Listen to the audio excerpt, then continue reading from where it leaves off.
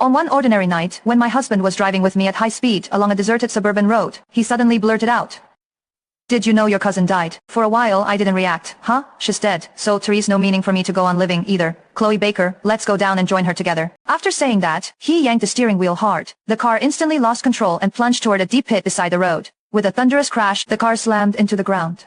Both Brandon Kensley and I suffered severe, life-threatening injuries.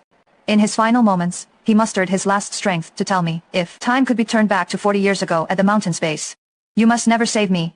That day, she also passed by the mountain. If you hadn't taken me away, I would have met her first.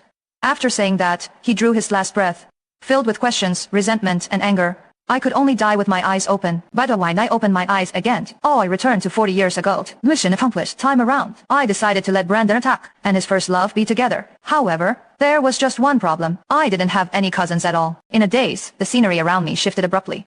I found myself back at the very spot where I had saved Brandon all those years ago. When I had my hair braided into 2 pigtails, and I was carrying a basket of hazelnuts I had just gathered on the mountain. And, not so far ahead, a man covered in blood lay.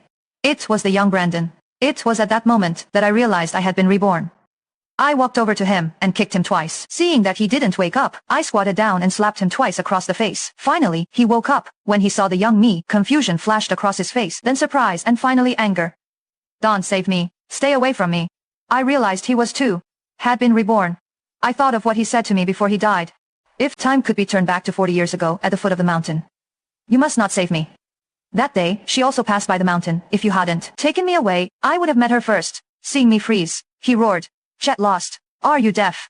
Don't touch me." I immediately stood up and walked away without looking back. In my previous life, I had carried the badly injured Brandon home on my back, spent all the tuition I had painstakingly saved, and invited the best doctor in the village to set his bones. I even stayed by his bedside day and night, never leaving his side. He once held my hand and promised, "Chloe, you saved my life. Without you, there would be no Brandon. In this life, I, Brandon Kensley, vow that I'll marry no one but you, and I will never betray you." Later, after he recovered, he applied to the police academy and became a proud police officer, eventually rising smoothly to become a bureau chief. He also fulfilled his promise to marry me after graduating from college. We were husband and wife for 40 years. I bore him 3 sons. Now, we even have grandchildren. Yet, I never knew that the one he truly wanted to marry was never me. He even hated me so much that he wanted to take me with him to die. This time, I wanted to see who this unforgettable first love was, the person he had been longing for 40 years.